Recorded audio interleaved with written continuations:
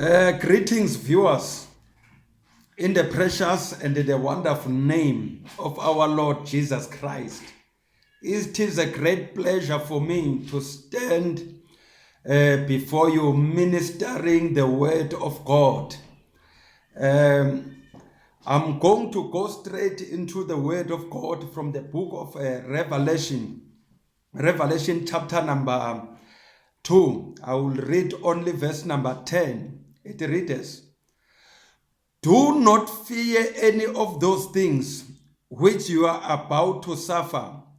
Indeed, the devil is about to throw some of you into prison, that you may be tested, and you will have tribulation 10 days. Be faithful until death, and I will give you the crown of life." The title of my message this morning, it says the power to hold on, because there is power in holding on. Now, before we go any further, you need to understand that in anything that you do, you must see value in it. You cannot hold on if you don't see any value in what you are doing. You must see value in your business. You must see value in your ministry. You must see value in all your daily activities. That's what will give you strength to hold on. Because in any destination or in any prize that you are fighting for, there are some wars and challenges that will arise in the way. But if you know what you are fighting for, you will have power and strength. You shall fight and win. You shall fight and overcome. There are some few things that I want to mention as we are going further with this topic. Number one, you must know your God and his promises. If you know God and his promises, you will have power to hold on in the way. In the book of Daniel, chapter number 11, verse 32, the Bible says, "Those that know their God, they shall be strong and do great exploits." It means if you know your God, that's what makes you strong. Because you can never be defeated with God inside of you. God is the one that gives you power. God is the one that gives you knowledge. God is the one that gives you understanding. God is the one that gives you wisdom. If you know your God, you will have power to endure the challenges of life, because life is all about challenges. If you fear challenges, there is nothing that you can achieve in this life. The Bible says, Eli's sons, when you read the book of Samuel chapter number 2, Eli's sons did not know God. They used to sleep with women that come to worship God in the tabernacle, because they did not know God. They committed adultery. They committed all kind of wickedness and evil before the sight of the Lord. Now God rejected the house of Eli. If you don't know your God, you will be rejected, because you are not doing his word or doing his will. Number two, never change the pattern of your service. The way you serve God, it must always increase. You must move from one glory to another. You must move from one level to another. You must move from strength to strength. If you know God, that's what will propel your inner man to endure the challenges of life. Because life is full of challenges. I don't care either you are a believer or not, but life is full of challenges.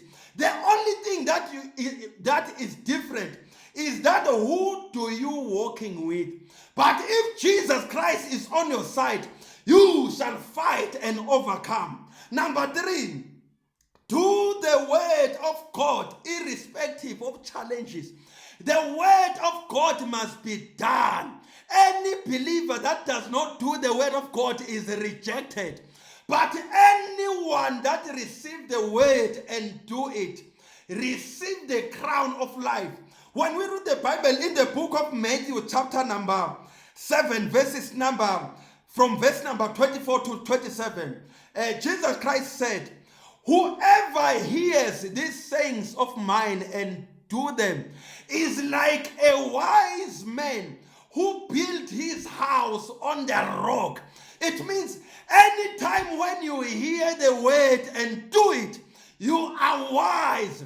The house of yours will never fall. Even though storms arises, waves of the floods beat against it, the Bible says it will not fall because it is founded on the rock. Jesus Christ is our rock. If we are rooted and grounded in Him, we will never fall. I would love to encourage you that be rooted and be grounded in Christ. Wherever you are, you will never shaken when the winds of this life are blowing strong. My brother, my sister, number 4, never give up in life. You must never give up. You must fight to win. You must fight to finish. Because anything good that you have in the hand, the devil is after it. He is after your life. He is after your salvation. He is after your children. He is after your marriage. That marriage, he wants to make sure that he wants to scatter it. But if you are rooted and grounded in the word, your marriage will never fall because you will always abide by the rule of the scripture. The Bible says when you read in the book of Matthew, Jesus Christ, he endured the cross until the death of the cross.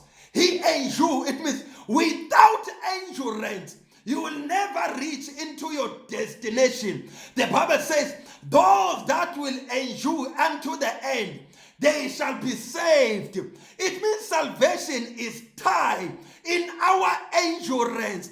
Surely, we've got life in Christ. We've got eternal life. But the devil wants you in hell.